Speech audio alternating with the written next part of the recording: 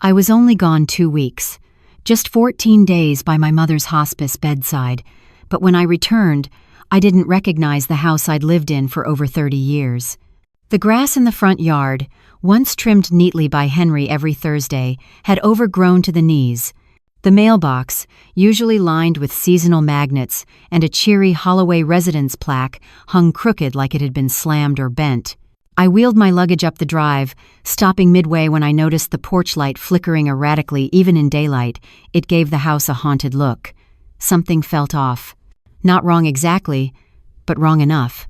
My hands trembled as I slipped the key into the front door. The lock stuck a second longer than usual, like the wood had swollen or warped. Inside, the air was thick, humid, stale. It smelled like mold and something sharper, something sour. I dropped my bag just inside the door, listening. Silence. I called out, "Henry?" But my voice fell flat against the heavy stillness. The hum of the fridge was the only reply. No creak from the upstairs floorboards, no thump from the television in the den where he usually watched his cooking shows. The house wasn't empty. It was abandoned. I walked through the front hallway slowly, noting things that were wrong.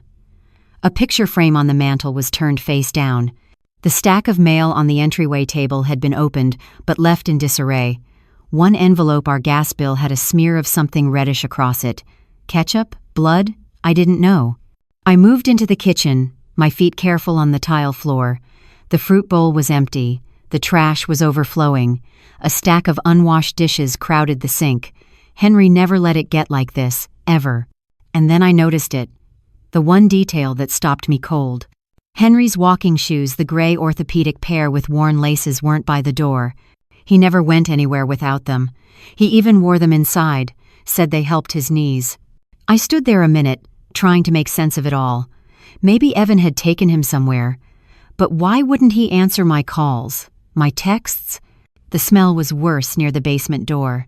It hit me the moment I walked past the stench of rot, or damp, or both. I pressed my hand to the door. It was warm, not hot, just lived in. But I'd been gone. And Henry didn't go downstairs since the stroke. Not with his balance. I reached for the knob. It didn't turn. I looked closer. An industrial padlock, not ours, looped through the latch. It was thick, new, foreign. My heart thudded in my chest as I backed away. I called out again, louder. "Henry, are you down there?" My voice cracked. Nothing. Then barely audible 3 dull thumps. Muffled. From below. It wasn't panic I felt then. It was rage. I grabbed the old hammer from the kitchen drawer and began smashing the padlock. It took 6 hits before the shank bent enough to slip out.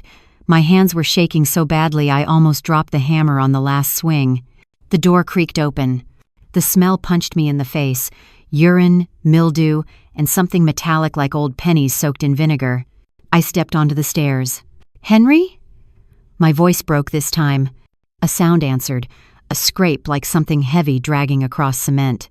Then I saw him. At the bottom of the stairs, in the corner, curled like a rag doll under a threadbare quilt, was my husband. His beard was longer, patchy with dried food and crusted saliva. His eyes were sunken, blinking in slow motion, trying to focus on me through the dim light. He didn't speak, just raised one trembling hand toward me. I dropped to my knees beside him. "Oh God, Henry. What? What happened?" His lips moved. I leaned closer. Evan. That was all he managed. I don't remember much of what I did in the next 10 minutes. I know I called 911, gave them our address, told them my husband had been locked in the basement. Yes, locked and needed medical help immediately. I know I ran upstairs to grab water, blankets, a flashlight. I held his head in my lap, wiped his mouth with my sleeve. He smelled of old sweat and neglect. There was a dried smear on his temple, blood or filth. I couldn't tell. When the EMTs arrived, I followed them up the stairs, one hand gripping the stair rail for balance, the other pressed against my chest like it could hold my heart inside. One paramedic, a young woman named Sabrina, looked at me as Henry was wheeled out and said gently, "Ma'am, did someone do this to him?" I didn't answer, not because I didn't know, because I couldn't believe it. My son had been living in this house the entire time I was gone. 2 weeks, 14 days. And somehow, in that span of time, the house had changed. My husband had vanished.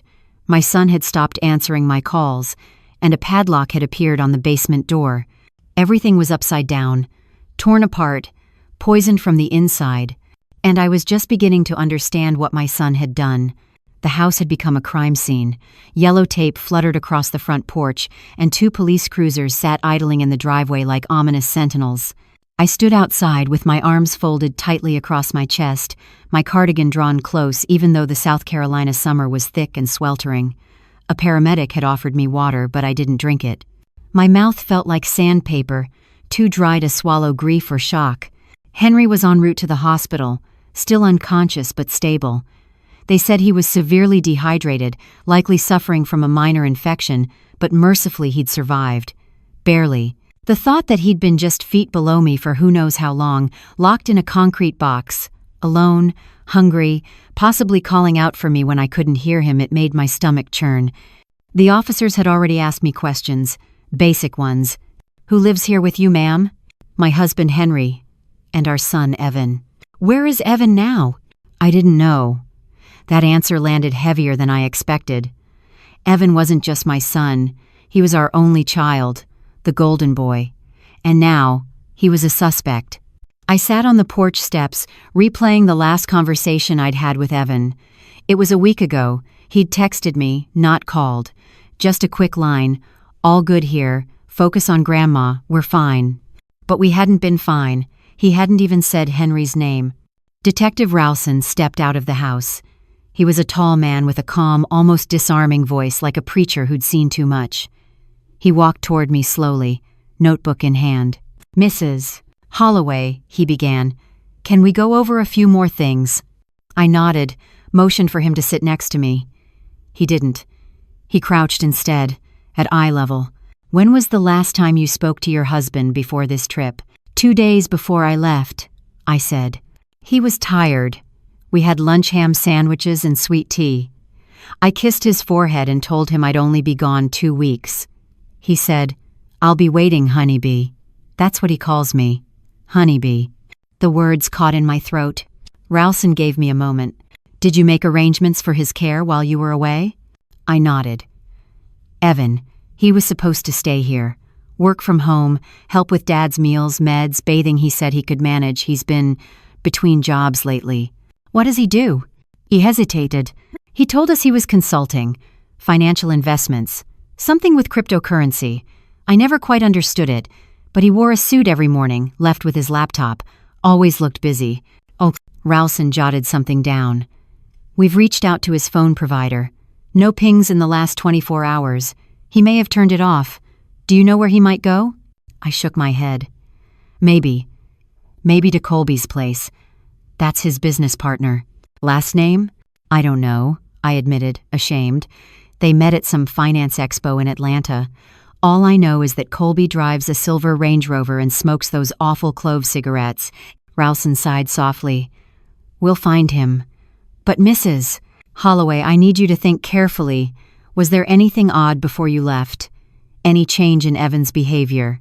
I closed my eyes, searching my memory. There was something. A few days before I left, I had come downstairs at night and found Evan in the kitchen, hunched over Henry's medical folder. He'd snapped it shut quickly when he saw me. "Snooping around?" I'd asked with a smile.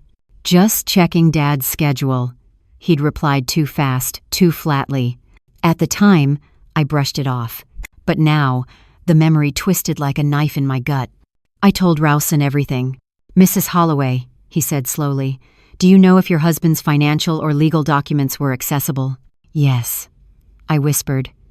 "We kept everything in a locked cabinet in the den, but Evan knew where the key was. He's family. We never thought." I didn't finish the sentence. Because I couldn't. He was family. That night, after the police left, I stayed alone in the house. I didn't have the heart to go to the hospital yet.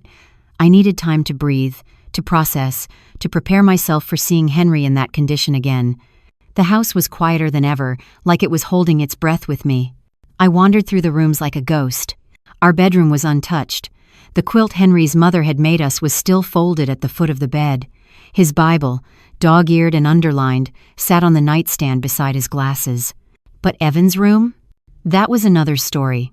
He hadn't lived there in over a decade, but he'd moved back 6 months ago after leaving his startup. He said it was temporary, said he needed to regroup. "Clarissa, it's just a pit stop. You know I'll land on my feet." His bed was unmade. Clothes were strewn across the chair in the corner. A box of protein bars sat half-eaten on the desk. But what struck me was the locked filing cabinet under the window, one I'd never seen before. I tried to open it. It was sealed shut. Then I remembered the small ring of keys Evan always kept in his gym bag. I found it under the bed. My hand shook as I turned the lock. Inside were folders, bank statements, handwritten notes, and something that made my breath catch. A copy of a power of attorney document.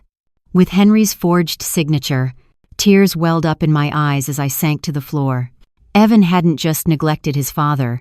He had stolen from him and locked him away like garbage.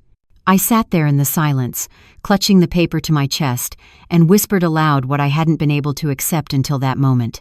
My son did this. Do you understand how I feel right now?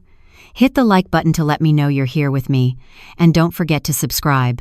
Also, comment where you're watching from. Who knows? Someone nearby might be watching this same story with you. The next morning I visited Henry in the hospital. He looked smaller than I remembered. His frame, once sturdy and broad from years as a lineman and then a beloved high school football coach, had withered into something frail. The bruises on his arms were mottled, blooming in dark purples and yellows. An IV line fed into the top of his hand, and an oxygen tube nestled beneath his nose. I stood at the edge of his bed, clutching the visitor's clipboard like it might steady me. He was asleep when I arrived. His eyelids fluttered now and then, like he was dreaming something terrible. I pulled a chair close, sat beside him, and wrapped one of his hands in both of mine. It was dry, rough, familiar. "I'm here," I whispered. "Henry, I'm so sorry." My words felt pathetic. Not enough. Not when the man I loved had been left in the dark, literally starving and helpless, because the one person we trusted most had betrayed us both. The nurse came in shortly after, checked his vitals. Her name was Cheryl. She looked to be in her late 50s and wore her silver hair pulled back in a tight bun. There was something maternal in her demeanor, something that made me want to crumble and confess everything.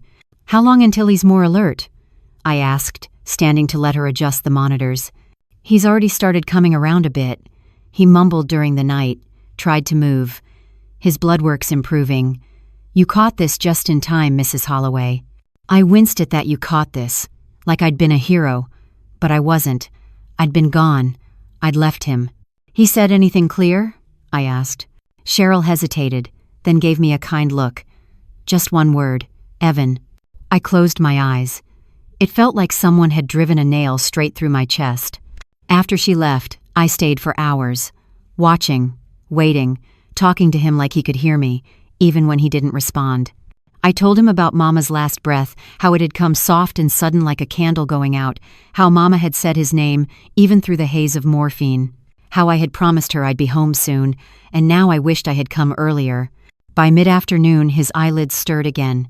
This time they opened. Barely. "Henry?" I leaned in. His lips moved. I leaned closer. "Honeybee," he rasped. I let out a broken laugh. "I'm here." He blinked, slow and deliberate, as if trying to process my face, my presence, the sterile room. His voice was faint but insistent. "Basement."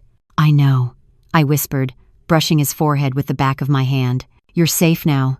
"Even," he croaked, "did it." That was all he managed, before his eyes fluttered shut again. But it was enough. More than enough. I left the hospital and drove home in silence. The kind of silence that settles deep in your bones and hums beneath your skin like static. Back at the house, the air still carried the weight of everything I'd uncovered. I avoided Evan's room. I couldn't look at that cabinet again. Couldn't see the proof, the lies, the betrayal spelled out in ink and signatures that weren't real. Instead, I stood at the top of the basement stairs. This time, I didn't flinch when the smell hit me. I descended carefully, flashlight in hand. The bulb overhead had gone out, or maybe it had been smashed, only darkness waited below. My shoes touched the concrete, still damp in places. The air was thick with mildew and something else, something that felt like sorrow soaked into the walls. I looked around. The cot was still there, nothing more than a camping mat tossed on the floor, a crumpled blanket, a plastic jug of water, nearly empty, a crust of bread, not enough to keep a man alive, just enough to keep him conscious. What kind of person does this? What kind of son? I sat on the bottom step, the flashlight beam focused on the corner where Henry had lain. My eyes drifted across the room and landed on something I'd missed before, a torn page taped to the wall. I got up, peeled it off carefully. It was a list. My list. The medication schedule I'd written for Henry before I left for Atlanta, his blood thinners, the meal plan, reminders to stretch his legs, notes on how to check his blood pressure. But someone had crossed things out in thick red marker.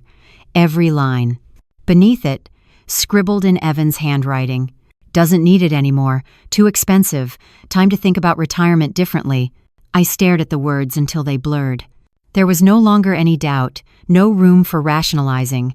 Evan hadn't just neglected Henry. He had decided Henry was a burden, a cost, an obstacle, and he'd acted on it.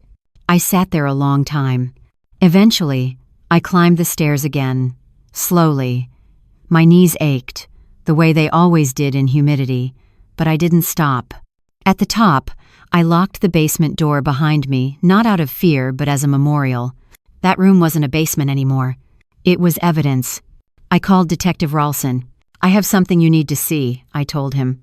That evening, as the sun dipped behind the pine trees lining our backyard, Ralston returned with an evidence kit.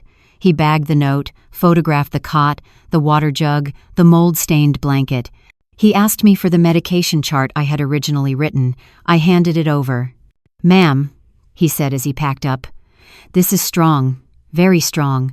Combined with the POA document, the forged signatures, it's enough to open a formal case." Good," I said. My voice didn't shake. "What about your son?" he asked gently. "Do you want us to treat this as a missing persons?" "No," I said, staring out the window toward the darkening street. "He's not missing." I turned back to him, steel settling into my voice. "He's hiding." The next morning, I woke before dawn. The sky outside was still a deep navy, and the cicadas had only just begun to fade. I sat up in bed, the old mattress groaning under my weight. The empty side beside me was still cold. I stared at it for a while. I should have called the hospital. I should have driven over to sit by Henry's side, read to him like I used to those Western paperbacks he loved where the hero always got justice. But I didn't. Not yet. Instead, I brewed coffee and sat in the kitchen, the steam curling up toward the yellowed ceiling. The silence wasn't peaceful. It was accusing. I pulled my phone closer. It had been buzzing with texts and missed calls from numbers I didn't recognize. News reporters, probably. Our town was small enough that news of what happened had spread like fire through a dry cornfield. I ignored them all and dialed Evan. Straight to voicemail. Again, I left the same message I'd already left 3 times. "Evan, it's Mom. I don't know what's going on, but you need to come home. You need to explain, please." I didn't know if I wanted an explanation. Part of me hoped he'd call back and say it was all a mistake, that Colby tricked him, that Henry had locked himself in the basement somehow, that it was an accident, that my boy hadn't meant it. But another part of me, a mother's darker knowing, told me that Evan wasn't confused. He was avoiding me. I tried his email, his social media. Nothing. His last Facebook post had been over a week ago, some flashy photo of a cocktail in a rooftop bar tagged, "Living the Dream." The same day, I remembered, when Henry must have already been down in that basement. I scrolled further and saw something else. A photo of Evan and Colby, arms slung over each other's shoulders, grinning like idiots. Caption, "To financial freedom, no matter the cost." My stomach turned.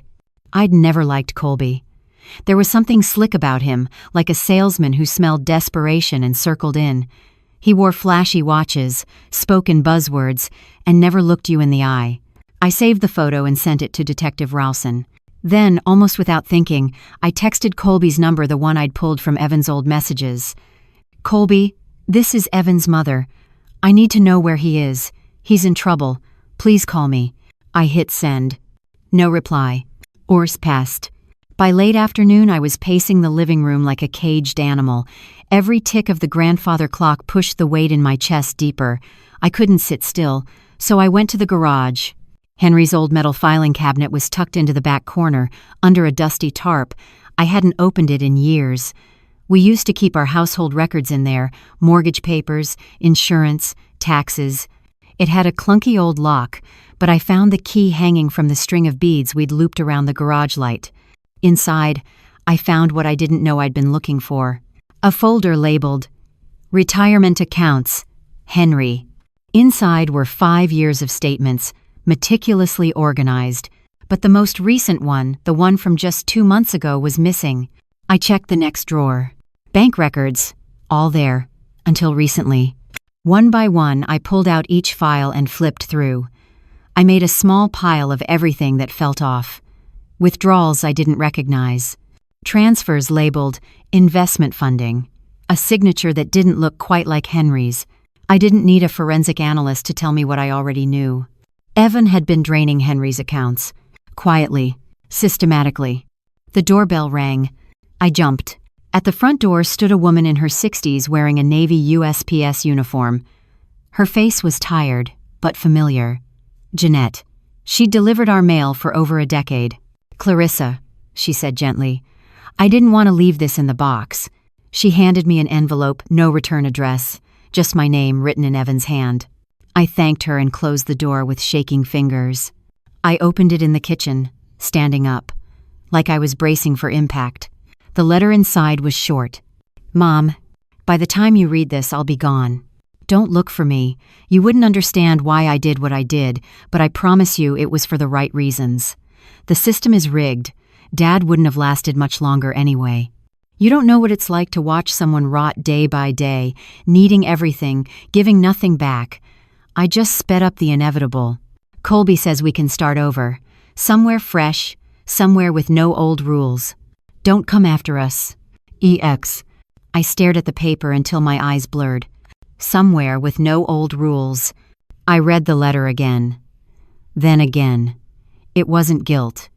It wasn't remorse. It was justification. He thought he was right. He thought he was freeing himself. From his own father. From me. My son wasn't lost. He was gone. And he didn't plan to come back. That night, I lit a fire in the backyard pit Henry had built for our anniversary years ago. I sat beside it with a glass of sweet tea, watching the embers dance in the dark. And then, I fed the letter to the flames. The next morning, I rose with a resolve that hadn't touched me in days. The grief was still there like a bruise that hadn't colored yet, but something else had taken root too, a mother's fury, sharpened by betrayal. Henry was stable, the doctors said.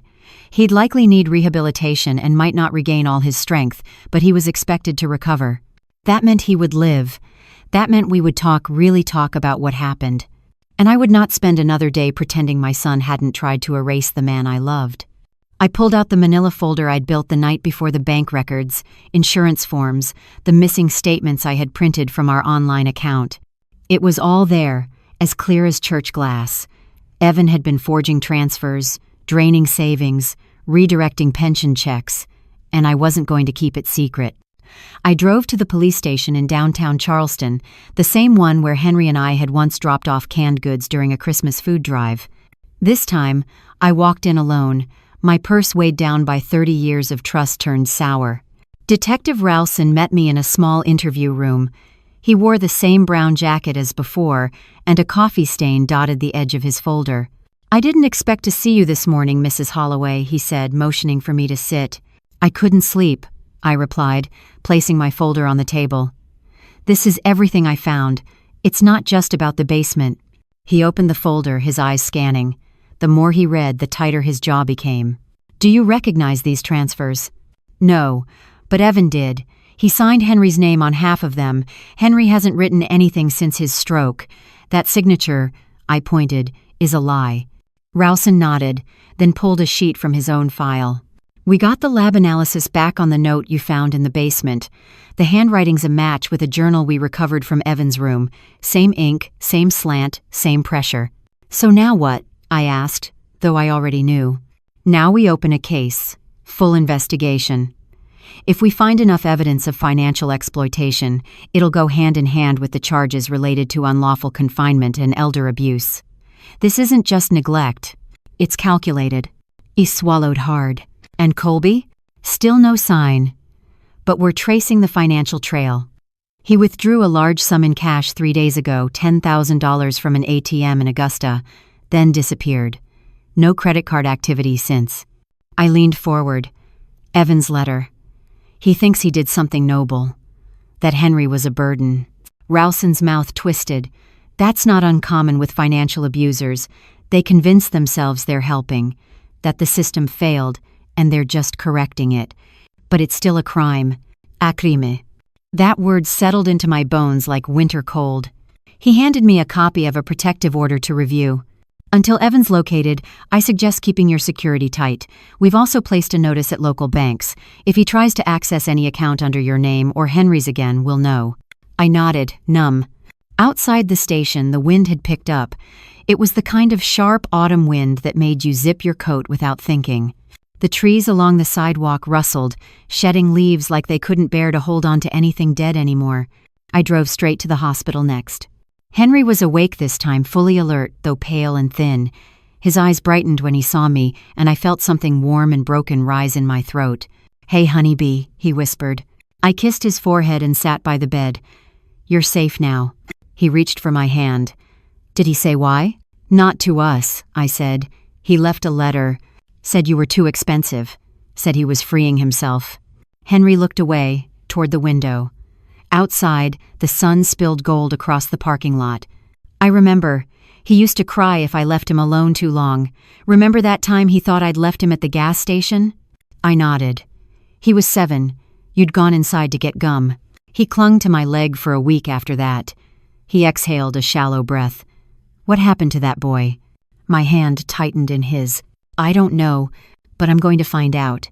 Over the next few days, I began retracing Evan's steps. I drove to the storage unit he'd rented across town, one I'd only learned about from a receipt buried in his desk drawer. I used the spare key from his gym bag. Inside, among workout gear and boxes labeled old files, I found a safe. I didn't try to open it. I just called Rowson. The contents of that safe, once cracked open by forensics, would include Henry's birth certificate, our marriage license, and copies of my driver's license and social security card. All items used to secure false loans in both our names. Evan had built a shadow life with our identities. He hadn't just stolen from us. He'd become someone else, using our bones to build it. The realization broke something in me. It wasn't just about the money. It was about who he became when he decided we were no longer worth protecting. That evening, back at home, I went into the living room and pulled out an old photo album. I hadn't looked at it in years. On the first page, Evan's 3rd birthday, frosting on his nose, Henry lifting him onto his shoulders, laughter, innocence, light.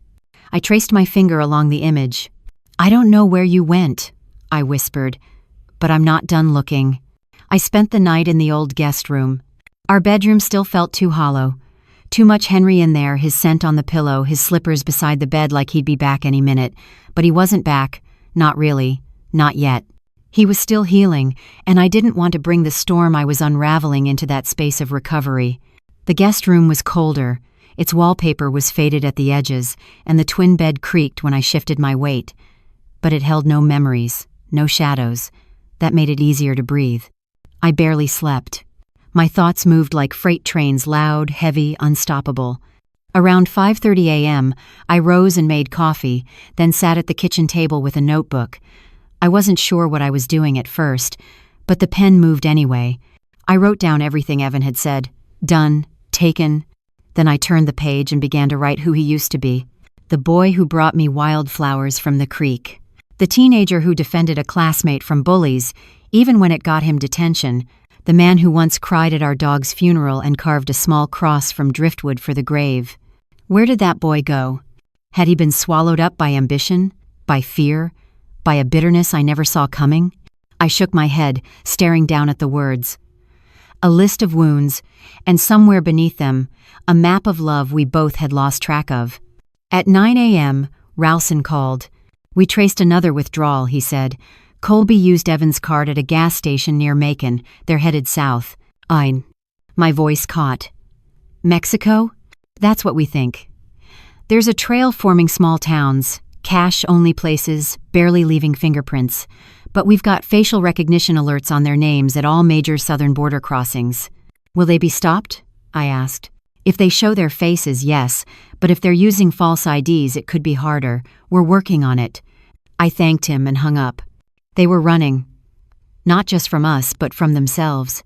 I sat in silence for a long time, listening to the kitchen tick and the coffee machine hum. Then, almost on instinct, I opened the drawer beside the sink, the one filled with menus, coupons, old notes. I pulled out a flyer from the church Evan was baptized in.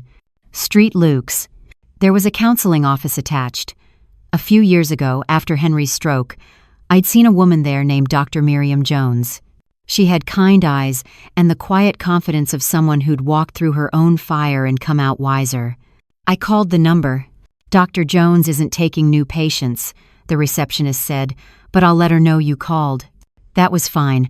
I wasn't looking for therapy. I was looking for clarity. I needed to speak the truth aloud to someone who didn't expect me to forgive it.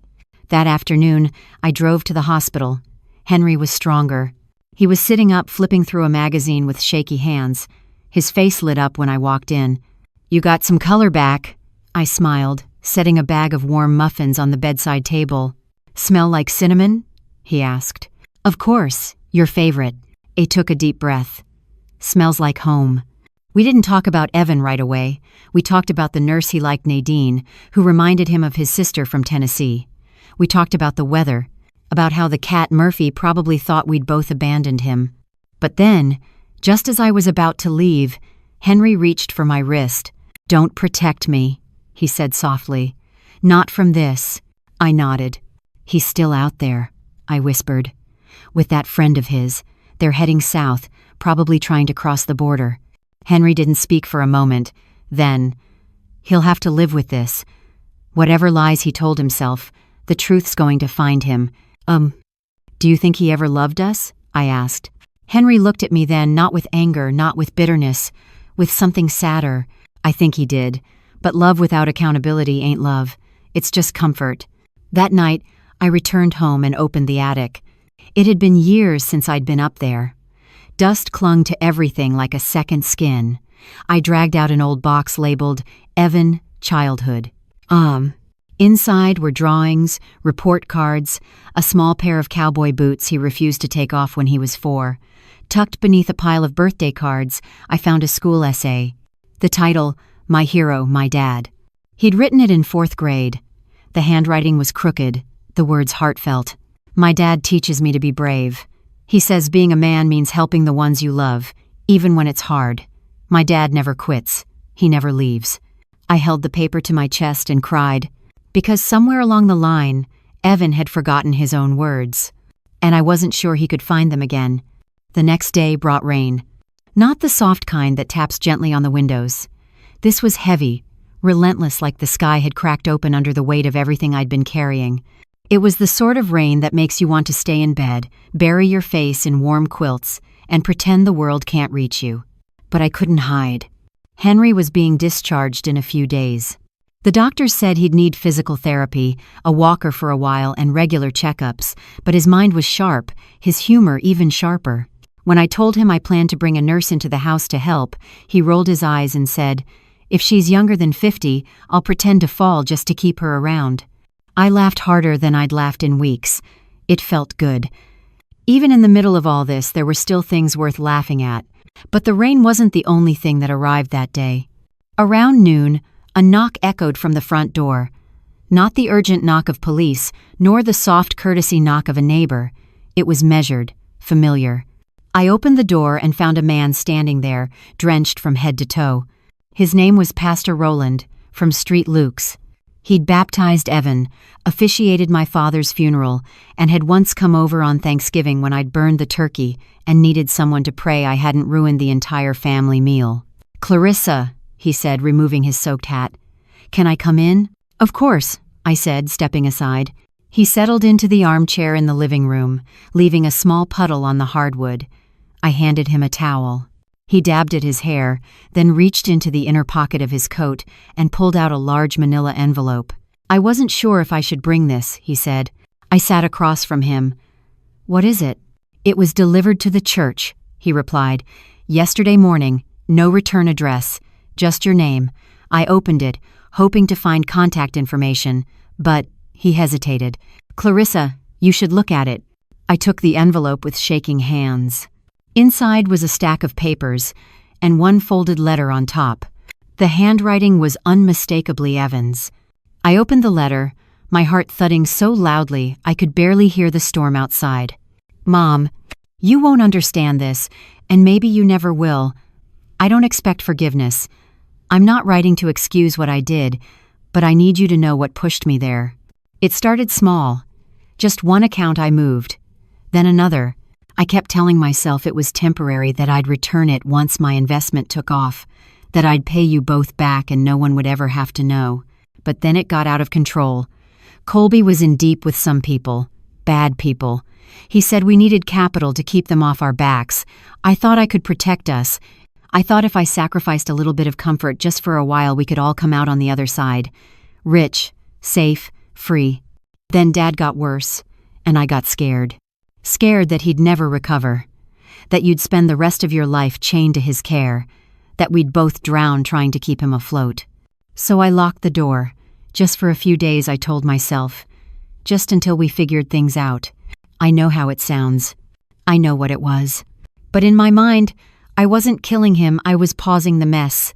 I was buying us time. That's how it always starts, isn't it? With justifications. With lies you tell yourself, until you forget they're lies. Colby's gone now. Took the cash. Left me with a car that barely runs and a busted phone. I don't know if I'll make it to Mexico. I'm writing this in the back of a gas station, praying you get it. I didn't send it for redemption. I just wanted you to know I remember. I remember the way Dad used to carry me on his shoulders. The way you sang to me when I had nightmares. I remember that I was loved. I lost that somewhere. Maybe I let it go. Maybe it slipped through a crack I didn't see until it was too late. I'm sorry. E. I sat in silence long after I finished reading. Pastor Roland didn't press me. He just waited. When I finally looked up, I asked, "Why send it to the church?" "Maybe he knew that's where he first felt safe," Roland said gently. "Maybe he thought God could hold it if you couldn't." I didn't know what to say to that. I reached into the envelope again and pulled out the other papers, bank drafts, loan applications. A handwritten confession that detailed every account, every amount taken, every signature forged. Evan had documented it all. It wasn't a plea for mercy. It was evidence. Ralston came by later that afternoon. I gave him the letter and the documents. He read them carefully, his face stone still. "This could help in court," he said, "but it doesn't erase what he did." "I know. Do you want this to lessen the charges?" I looked out the window, the rain still falling hard. "No," I said quietly. "I want the truth on record, that's all." He nodded. Before he left, I asked, "Do you think he's gone?" "I think he's on the run," he replied. "But people don't send confessions unless part of them wants to be found." That night, I sat by the fireplace with Henry's favorite blanket draped over my shoulders. The letter lay on the coffee table, and Murphy the cat curled beside me. I didn't cry. Not because I wasn't heartbroken, but because something else was growing in its place. A resolve. This wasn't over, but it had begun to turn. I woke the next morning to the kind of silence that follows a storm, thick, expectant, as if the house itself was holding its breath. Outside, the rain had stopped, but puddles glistened on the street like bruises beneath the sky. The air smelled clean, but it carried the heaviness of something unresolved. I moved through the house slowly, checking windows, collecting dishes, opening blinds. The light felt too bright after days of darkness. It exposed everything. The ring of dust around where Henry's recliner used to sit, the laundry I hadn't folded, the pile of unopened bills stacked neatly on the entry table, each one. A reminder of the life we used to share.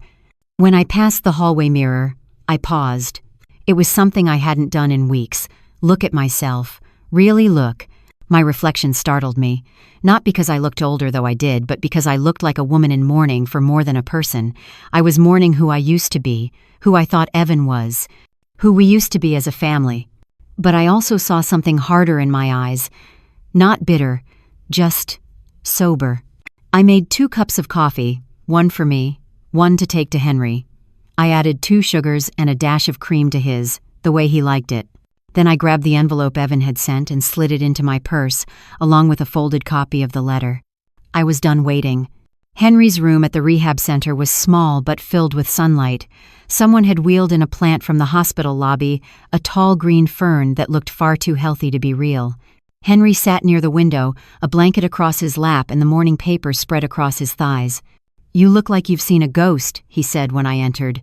"I think I have," I replied, handing him the coffee. He took a sip, nodded his approval, and raised one brow. "What is it?" I sat beside him and opened the envelope, laying out the pages on the tray table.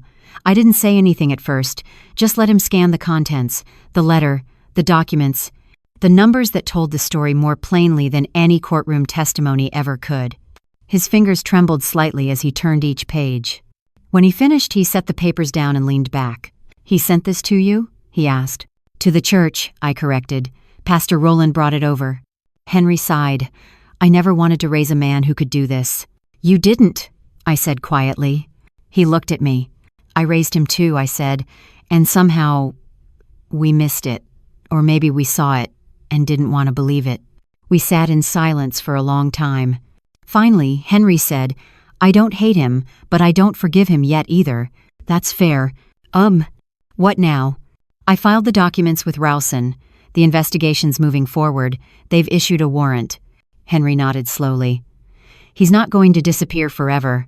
Something in him still wants to be caught." I agreed. That letter wasn't closure. It was confession. And a confession was a kind of knock on the door. I stood up, took the folded letter from my purse, and handed it back to him.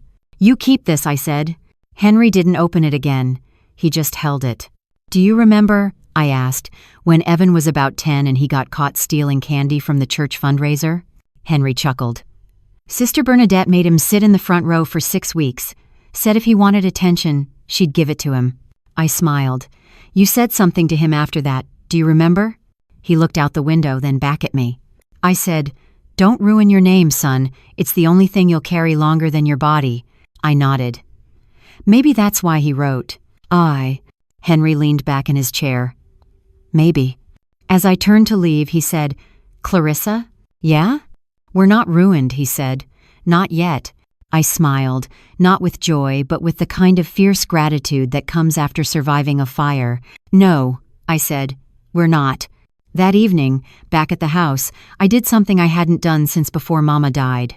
I baked pecan pie from scratch, the way Henry liked it, with extra brown sugar and a dash of cinnamon in the crust. The kitchen smelled like memory and comfort and the kind of peace that didn't ignore the truth but lived alongside it. As I waited for the pie to cool, I sat at the table and picked up the pen again. This time, I wasn't writing about Evan. I was writing to myself. A reminder of what I'd lost. But more importantly, of what I still had. It was just past 6 when I heard a knock at the door. Not a delivery. Not the neighbor girl selling fundraisers. It was the kind of knock you feel in your ribs, measured, heavy, a beat too long between each thud. I wiped my hands on a towel and walked to the front door, heart already bracing. Through the frosted glass, I saw 2 silhouettes, one tall, wide-shouldered, the other slighter, younger. I opened the door to find Detective Rowson and a second man, blonde, in his 20s, with a badge clipped to his belt. "Evening, Mrs. Holloway," Rowson said. "Sorry to show up unannounced." I stepped aside, waved them in. "You're not unannounced. You're expected." We sat in the living room. Rowson placed a folder on the coffee table, unopened for now. The younger detective remained standing, eyes scanning the room like a man used to searching for what isn't there. "We have something you need to hear," Rowson said, and we debated whether to share it tonight or wait until morning. "I don't sleep much lately," I said. "Might as well know now." He gave a small nod. Evan was spotted near Brownsville. That's right on the edge of the Texas-Mexico border.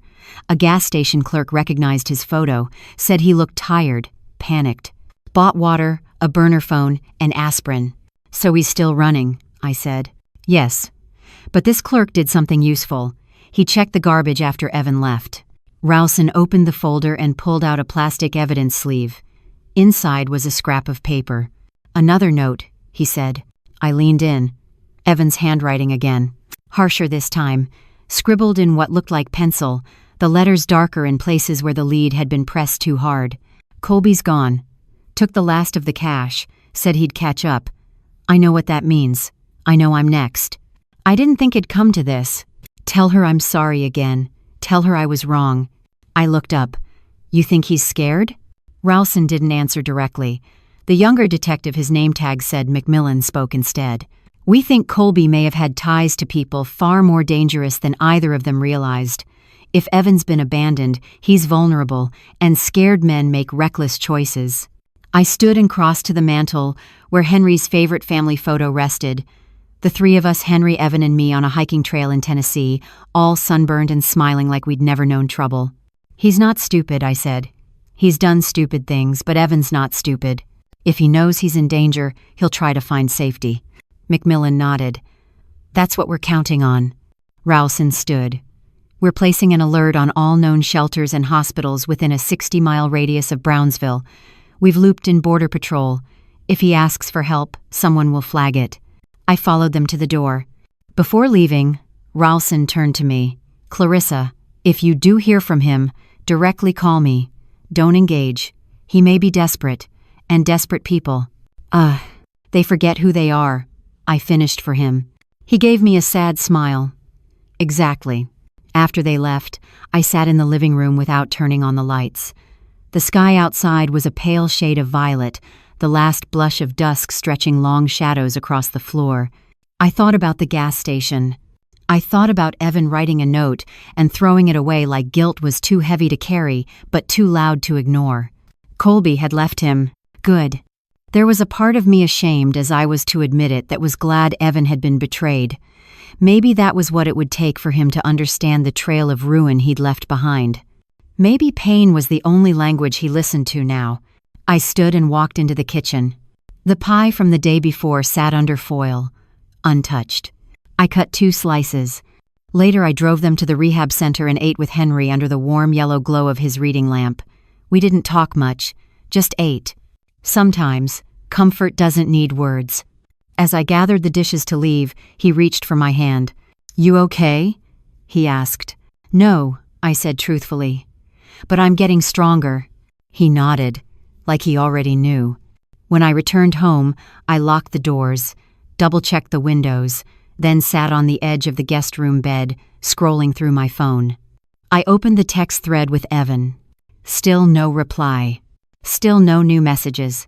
I typed, then deleted. Typed again. Then finally sent. Wherever you are, I hope you're still breathing, because I'm still your mother. And that means I'm not done with you yet. The next morning arrived dressed in fog. Charleston's harbor was hidden behind a pale veil, and even the oak trees lining our street seemed to vanish halfway into the air. I opened the window slightly, letting in the cool mist that smelled faintly of salt and pine mulch. The kind of smell that reminded me of early morning ferry rides with Henry and Evan when Evan was small enough to fit beneath my coat.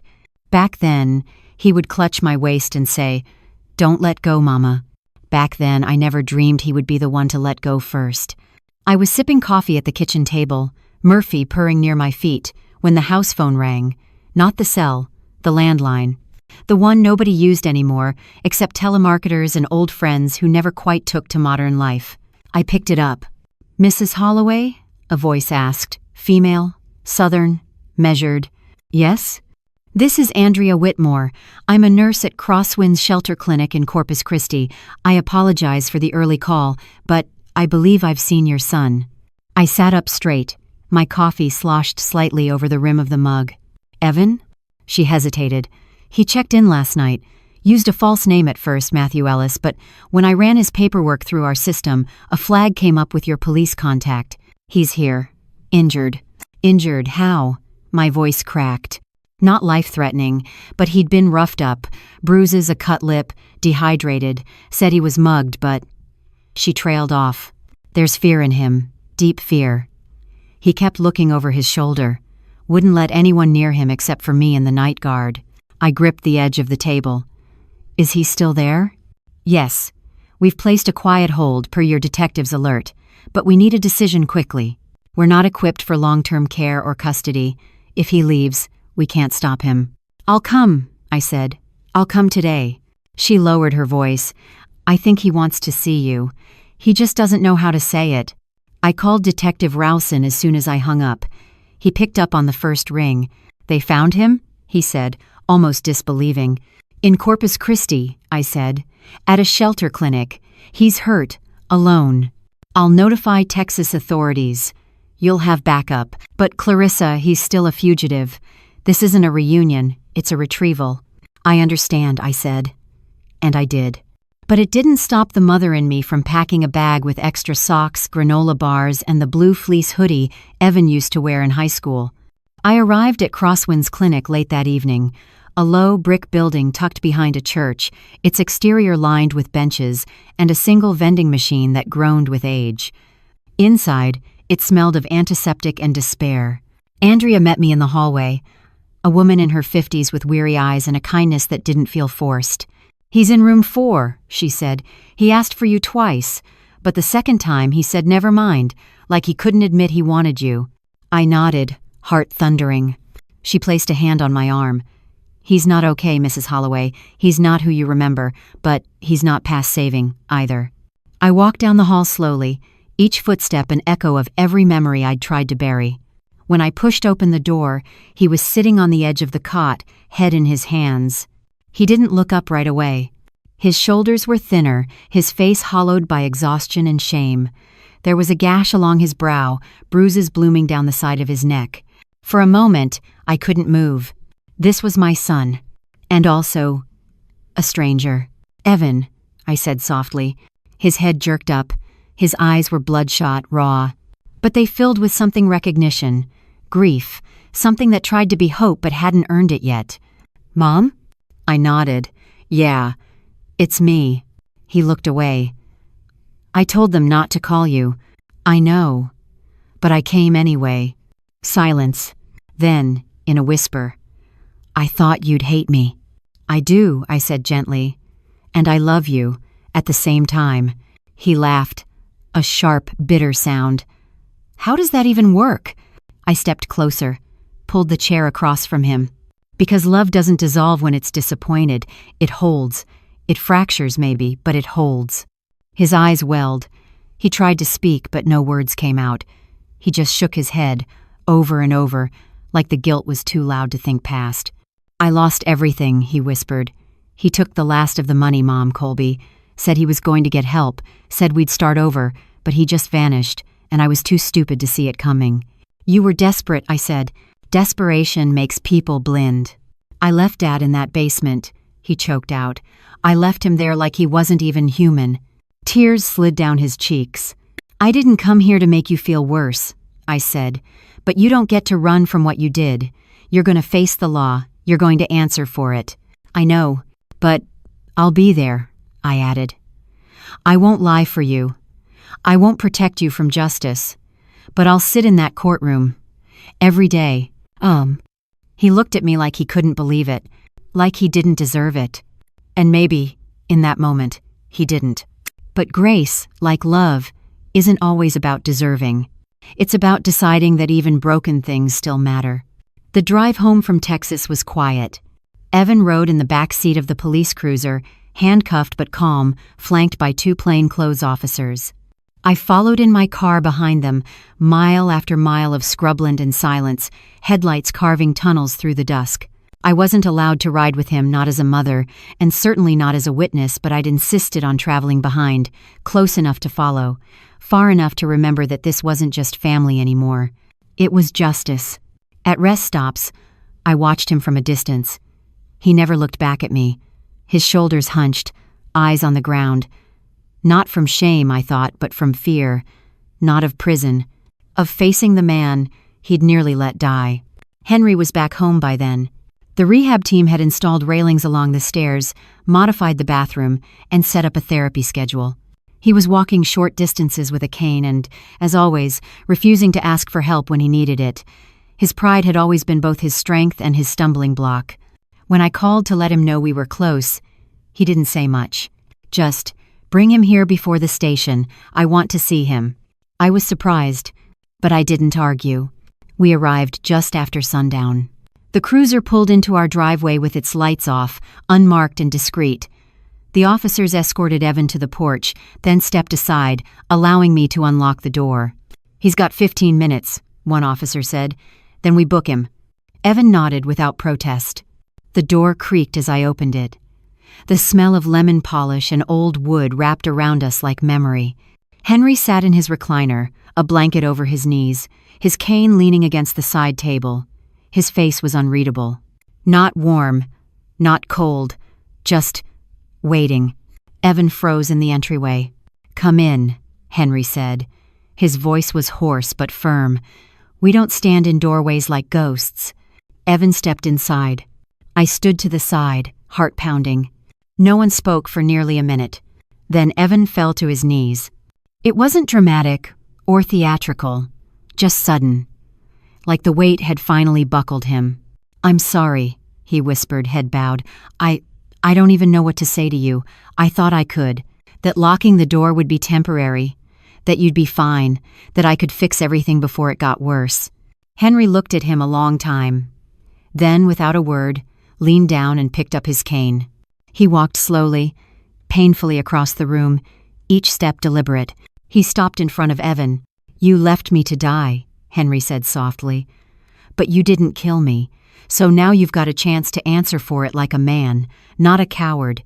Evan's shoulders shook, his face crumpled. Henry didn't touch him, didn't offer comfort. But he didn't turn away either. "Get up," he said. "Stand when you talk to your father." Evan rose slowly. His eyes were red, raw. "I'll testify," he said. "Whatever they ask, I won't fight it." Henry nodded once. "Good." Then he turned and walked back to his chair. It was a dismissal, not forgiveness. Not yet. But it was something. The officers escorted Evan out minutes later. I stood in the doorway and watched as they placed him gently in the back of the car. He didn't struggle. He didn't speak. Just before the door shut, he looked at me. "I don't expect anything," he said, "but thank you for not giving up completely." "I did," I replied. "You earned that." He flinched, but didn't argue. "I'm just choosing not to stay there." He nodded. And then they drove away. That night, I sat beside Henry by the fireplace. The pie from days earlier was gone, but the warmth remained. Murphy curled beside Henry's leg, purring softly. "You think he'll make it through?" Henry asked. "I don't know," I said, "but at least now he has to try." Henry sipped his tea. "You know, there was a time I'd have said lock him up and throw away the key. And now?" Henry looked into the flames. "Now, I think. The real prison was already inside him. Maybe he'll start breaking out of that one first." We sat in silence. Outside, a few brave stars pierced through the Charleston sky. It would be a long road. But the first step had been taken. The courtroom smelled like cold air and old varnish. It was the kind of room that bore witness to 1,000 stories, all lined up in rows of wooden benches, faces frozen in the quiet, waiting for someone else's fate to unfold. The fluorescent lights buzzed low above our heads, casting pale shadows over everything. Henry and I sat in the third row, side by side, his cane leaning against the bench. I held his hand tight, but not trembling. We were no longer afraid of what the truth might bring, just tired of waiting for it to be spoken aloud. Evan entered in handcuffs. He wore a plain blue shirt and dark slacks, the kind issued by the county. His hair was trimmed, his eyes clear. The bruises had faded, but the weight he carried had not. He didn't look at us as he was seated beside his court-appointed attorney. He just nodded once in our direction, a nod that said, "I see you, and I know why you're here." The judge, a tall black woman named Marlene Graves, entered without pomp. She carried a presence that silenced the room before she even spoke. Her reputation was well known in Charleston, firm, fair, and fiercely unbothered by theatrics. "State versus Evan Holloway," the clerk read. The charges were listed: fraud, elder neglect, unlawful imprisonment, embezzlement. The words felt clinical in the air, far removed from the nights I spent searching for Henry or the day I found my son broken in a shelter 900 miles away. Evan stood when prompted. "How do you plead?" Judge Graves asked. "Guilty, Your Honor." A hush followed. No deal, no hesitation. Just a full, quiet confession. The courtroom shifted, papers rustled, murmurs passed like wind. Judge Graves studied him. "You understand the weight of these charges?" she asked. "Yes, ma'am. And that you're facing significant time?" "Yes." She leaned forward slightly. "Why plead guilty without a bargain?" Evan didn't blink. "Because I did it, and because if my father can forgive me, it won't be because I bargained." The room fell silent again. I looked at Henry. He didn't react outwardly, but I saw the slight shift in his posture, the slow, deep breath he took, the grief tucked inside it. The hearing adjourned shortly after. Sentencing was scheduled for 4 weeks later. Outside, the autumn air nipped at our skin as we walked back to the car. Henry moved slowly, but didn't ask for help. "He's not running anymore," he said finally. "No," I agreed, "but we are." He looked at me, confused. "From the shame, from the weight of what happened, I think it's time we stop." Henry nodded slowly. "I want to speak at his sentencing." I stopped walking. "Are you sure?" He nodded. "Not for the court. For him. He needs to hear it while he can still change." That night I sat down with a notebook. Not to plan what I would say, but to remember. I wrote about Evan's first school play, about the night he stayed up with me during a thunderstorm, whispering jokes so I wouldn't feel alone. I wrote about the man I believed still lived under the layers of hurt, fear, and greed. And I asked myself a question I hadn't dared voice until now.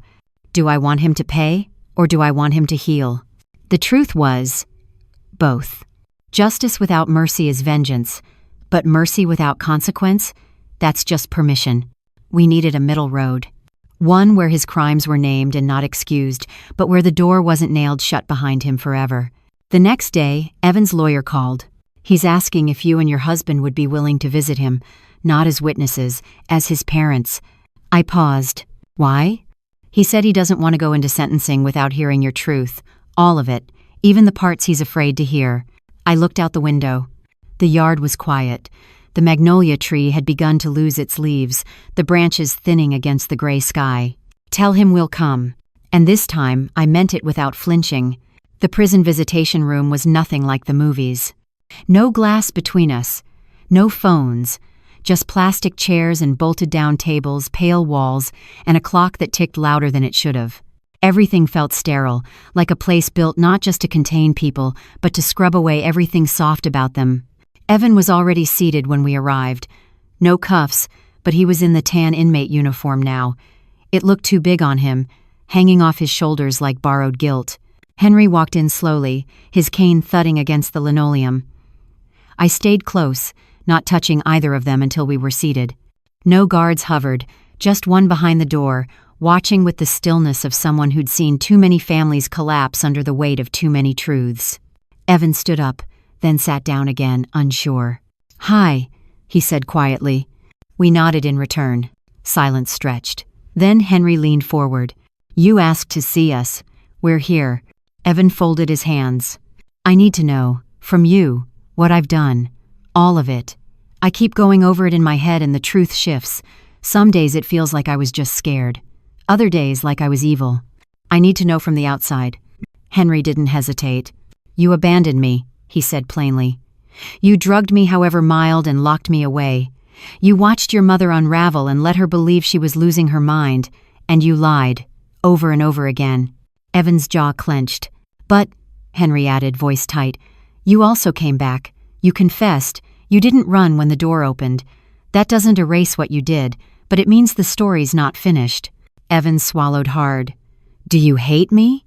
"No," Henry said, "but I hate what you did. I hate the cowardice, the selfishness, but I don't hate you." Evan turned to me. "And you?" he asked. I looked at him, really looked. "You were my boy," I said, "my sunshine in the kitchen, my reason for pushing through hard years.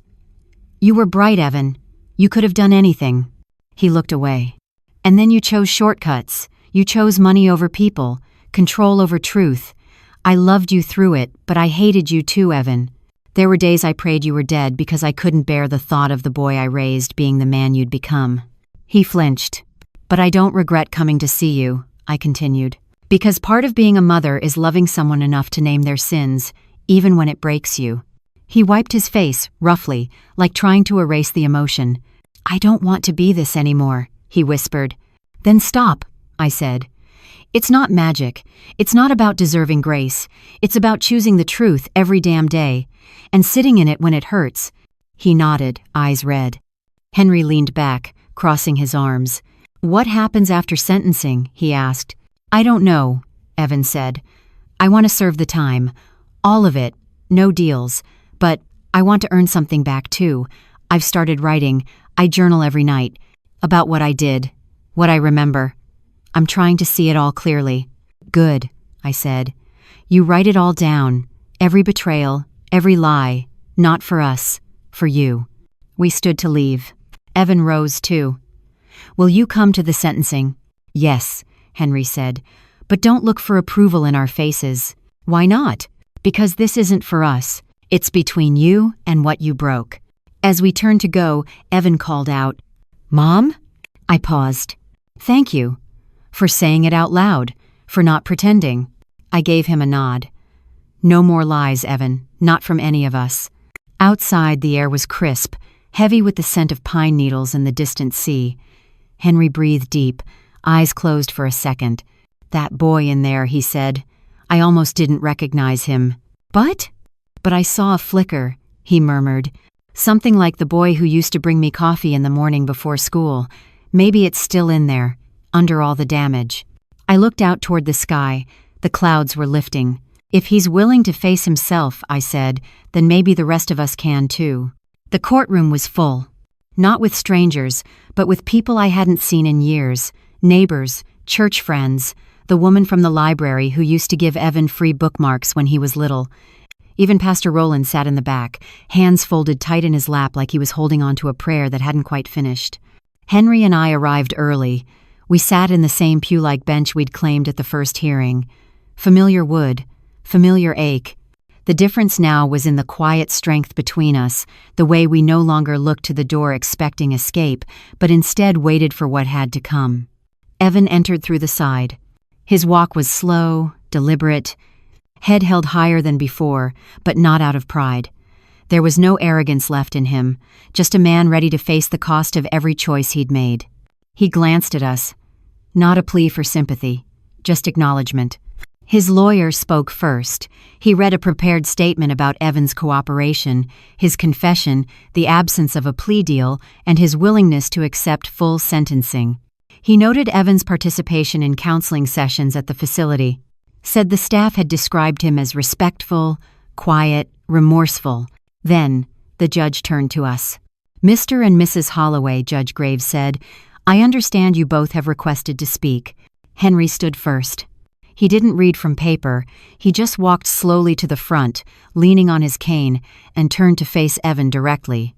"My son betrayed me," he began. "He stole from people who trusted him. He locked me in a basement like I was already dead. And for a while, I wanted nothing more than for him to disappear." A murmur ran through the courtroom. But then he didn't. He came back, on his knees, in shame.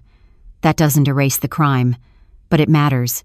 The road back from what Evan did is long, and he'll walk it without our protection, but not without our presence. Henry looked to the judge. "I ask that you sentence him, according to the law, not to satisfy us, but to reflect the damage done. And I ask that you leave open the door for rehabilitation, because punishment without the chance to rebuild is just destruction." He stepped down. I followed, holding my own sheet of paper, but letting it fall to my side. "I'm not here to defend my son," I said. "I'm here to defend my belief in justice and in redemption, not one without the other." I looked at Evan. There were days I thought I'd never speak to him again, that I wouldn't want to, but we have spoken. And I've heard not excuses but sorrow, not rationalizations but regret. I turned back to the judge. "I won't ask for leniency, I'll ask for meaning, that whatever sentence you deliver, it gives room for growth, for reflection. For the possibility, however small, that the man we raised might still be somewhere beneath the one who broke our hearts. The judge gave no sign of reaction. She simply nodded. Evan stood when prompted. "Would you like to speak before sentencing?" she asked. He did, and he did not falter. "I don't deserve their words," he said, gesturing to us. "I don't deserve the presence of people I used to lie to daily.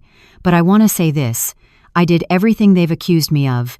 I chose comfort over courage. I let fear guide me. And I harmed not just my parents, but the trust of everyone who knew me." He paused. "I won't beg for mercy, but I will promise this. I will not waste what comes next. I'll use every day, whether behind bars or beyond them, to become someone who can live with himself." Judge Graves took a breath. Then she began. She acknowledged the pain, the harm, the seriousness of the charges.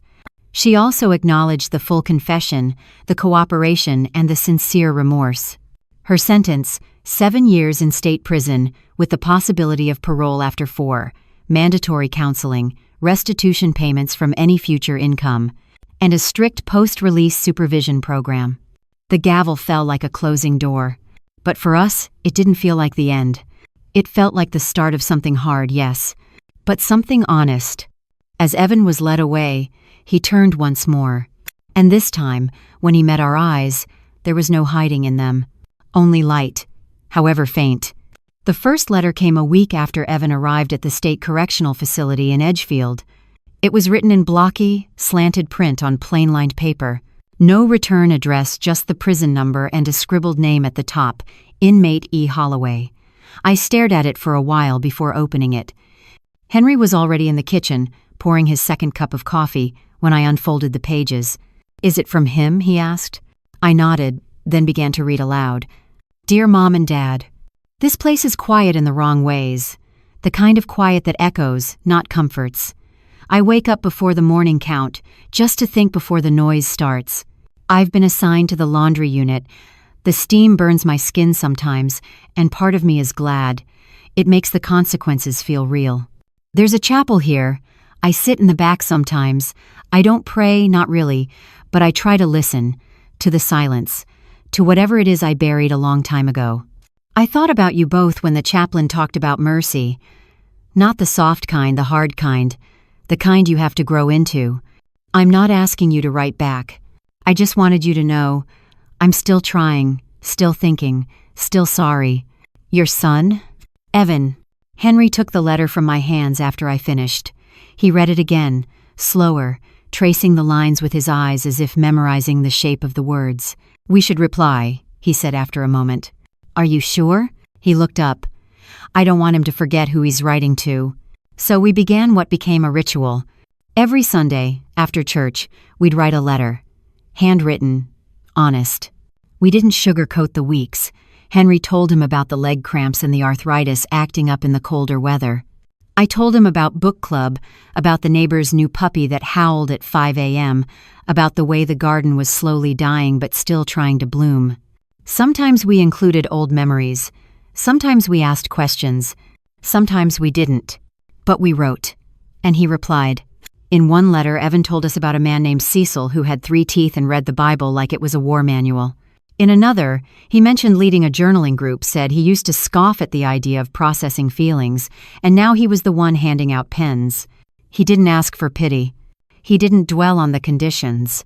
He just kept reflecting, letter by letter, layer by layer, like he was finally learning who he was beneath the mask he'd worn for years. On Christmas Eve, a card arrived. Not from Evan, he wasn't allowed to send more than letters, but from the prison chaplain. It was handwritten and brief. Your son attends every chapel meeting. He listens more than he speaks, but when he does, it matters. I've seen hardened men sit up straighter when he shares. He's beginning to carry weight in the right way. I held the card to my chest for a long while. Henry lit the fireplace that night. We sat on the couch like we used to when Evan was small, reading by the firelight, Murphy curled between us like a guard cat who'd finally found peace. And I thought, not for the first time, that maybe redemption wasn't a single act. Maybe it was a decision you made, over and over again, even when nobody was watching. In March, Evan sent a poem. Not long, not even good, but his. It ended with a line I haven't forgotten since. I thought the fire was punishment, But maybe it's how we're remade. 2 years into Evan's sentence, we were granted an in-person family visit. It wasn't spontaneous. There'd been forms, background checks, an approval process that moved slower than molasses in January. But when the letter arrived in early spring with the stamped approval, I sat at the kitchen table and just stared at it for a while, unsure if I should feel relief, joy, or dread. Henry said only one thing when I showed it to him. "We'll go." "Oh." The morning we drove to Edgefield, the magnolias were just beginning to bloom. Their waxy petals drooped low over the sidewalk like they were trying to listen in on the thoughts of passers-by. I'd worn the blue scarf Evan had given me for Mother's Day back in high school, the one with little stitched birds on it. It had been buried in a box for years, but something about that morning made me reach for it again. At the front gate, we passed through security. They checked our IDs, patted down Henry's coat, and ran his cane through the scanner. No one smiled, but no one sneered either. Just business. Inside, we were led to the visitation room. It wasn't cold this time. There were even paper tablecloths with a faded floral pattern, like someone had tried just a little to make the place feel less like a holding pen and more like a space for people. Evan entered last. He looked stronger than I remembered, leaner but upright. His uniform was clean, his hands steady. He didn't run to us, didn't fall apart. He just sat down across the table, looked each of us in the eye, and smiled. "Hi," he said. "Hi, baby," I replied before I could stop myself. Henry chuckled low under his breath. "Still her boy, I see." Evan's smile faltered, but didn't fade. "I never stopped being your son," he said. We talked. About small things first. The neighbor's new grandson, Henry's latest doctor visit. How Murphy had lost most of his hearing but still hissed at the mailman like clockwork. Evan laughed, really laughed, when I told him the cat had once attacked a dropped cucumber. Then we moved to harder things. Evan told us about a program he'd started attending restorative justice circles, about how he'd spoken in front of a group of inmates about the weight of what he'd done, about how it felt to hear someone say, "That could have been my father you left behind." "Ugh. I didn't sleep for 2 days after that," he admitted. Henry leaned in. "Good. Let it haunt you. That's how you know it matters." Evan nodded. "It does. It really does." He pulled out a small booklet, something hand-bound, with pages filled in his own careful print. "I've been writing it all down. Every lie, every excuse I told myself, every day I didn't stop until it was too late." He slid it across the table. "I want you to have it." Don. I took the booklet, felt the weight of it in my palm. He wasn't giving us a gift. He was giving us a ledger, a history of failure written not for absolution but as proof that he hadn't forgotten. We didn't read it there, just held it. The rest of the visit passed in a blur of conversation, jokes, silence, a game of cards we never finished. When the guard called time, Evan stood. He hugged Henry first. It was stiff, hesitant but real. Then he turned to me. When I stood to hug him, he held on longer than I expected. His breath caught. "I missed you," he whispered. I squeezed him. "Then don't make us miss you again." He nodded into my shoulder. As we left, I looked back once. He was standing near the doorway, hands at his sides, chin lifted slightly. Not with arrogance, but with resolve. He didn't look like a prisoner in that moment. He looked like a man rebuilding from the inside out. The letter came in early autumn, tucked inside a government-issued envelope, stamped with a return address we knew by heart. It was from Evan's parole officer. Subject, parole hearing notification, Evan Holloway. I read it aloud at the breakfast table. Henry didn't say a word at first, just chewed the edge of his toast, eyes narrowed at the pale blue ink on the paper. "The hearing's in 4 weeks," I said, folding it back up. "He's eligible. Early release under good behavior, program completion, and recommendation by the facility chaplain." Henry set his toast down. "Do you think he's ready?" "I don't know," I said, "but I think he believes he is." That night we sat at the dining table and drafted our letter to the parole board. It wasn't a plea. It wasn't a performance. It was the truth. We, Henry and Clarissa Holloway, acknowledged the crimes our son committed. We were the victims of his betrayal. But we have also been witness to his slow, painful transformation, not of circumstance but of character. We do not advocate for his release as a favor, but as a recognition that justice is not only punishment but possibility. We both signed it. We mailed it the next morning. The day of the hearing, we drove back to Edgefield. The air smelled of fallen leaves and distant pine smoke. I wore a soft green cardigan, the same one I'd worn to Evan's graduation all those years ago. Maybe for luck, maybe just for memory. The courtroom inside the facility was small. Just enough space for the board, Evan, his counselor, and a few observers. We sat behind a glass partition. Not part of the process, but close enough to witness it. Evan entered with quiet shoulders and steady steps. No handcuffs. He wore his prison-issued uniform like it didn't define him anymore. The chair of the parole board, a man in his 60s with a voice like gravel and eyes like winter, asked the first question. "Why should we believe you've changed, Mr. Holloway?" Evan didn't flinch. "Because I stopped asking anyone to believe it and started proving it to myself," he said.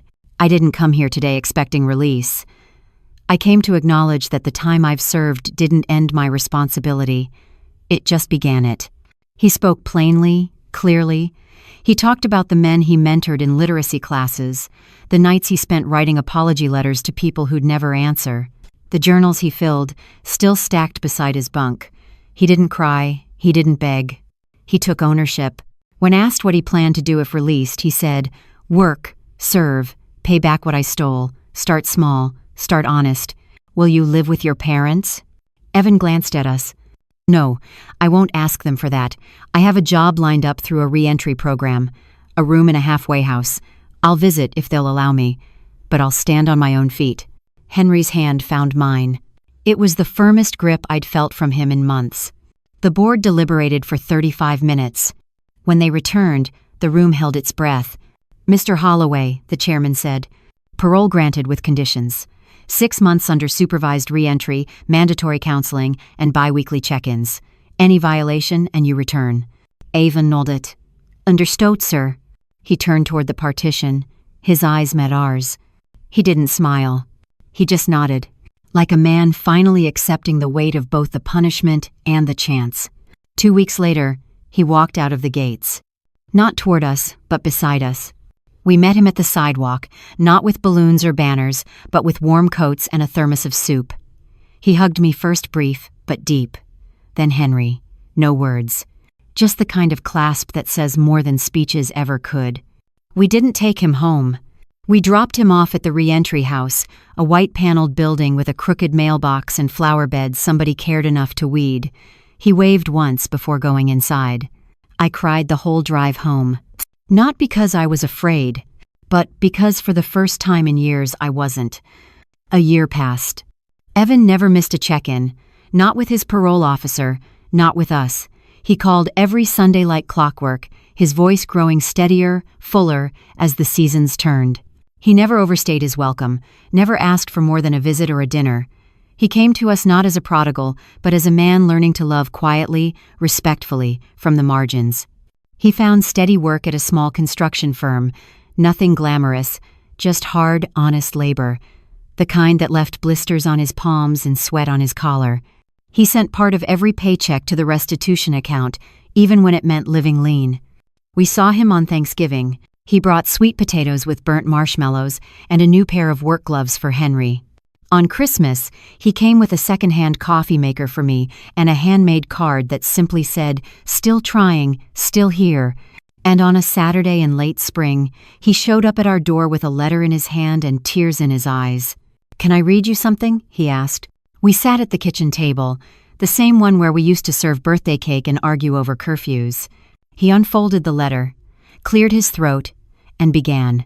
"Dear Mom and Dad, I've spent the past year asking myself what it means to come home, not just physically, but spiritually. I thought home was a place I could return to, but I've learned it's something you rebuild, brick by brick, act by act. I hurt you in ways I can't undo, and I've paid for that in time and labor and shame, but more than that, I've paid for it by learning to live differently. I want you to know. I'm not asking to be your son again. I'm just hoping to be a man you'd choose to know, even if we hadn't shared a name.